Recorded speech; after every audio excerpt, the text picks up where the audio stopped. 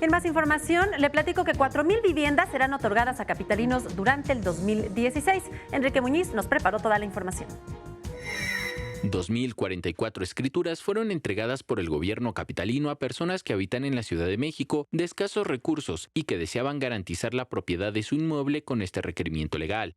Los beneficiarios recibieron de manos del jefe de gobierno Miguel Ángel Mancera sus escrituras, además de otros compromisos que les anunció el mandatario capitalino. Vamos por 4,000 viviendas, ¿qué les parece?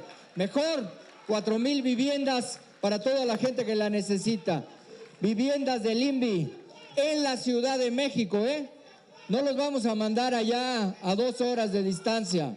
La entrega de estas viviendas será durante este año, además de que se buscará alcanzar el otorgamiento de 15,000 escrituras en total durante 2016. A pesar de los recortes presupuestales interpuestos por la Secretaría de Hacienda y Crédito Público desde el año pasado, el mandatario señaló que se realizarán los ajustes necesarios al interior del gobierno capitalino para cumplir con estas metas y no sea la ciudadanía quien pague por estos recortes. Con imágenes de Javier Cordero para Capital 21, Enrique Muñiz.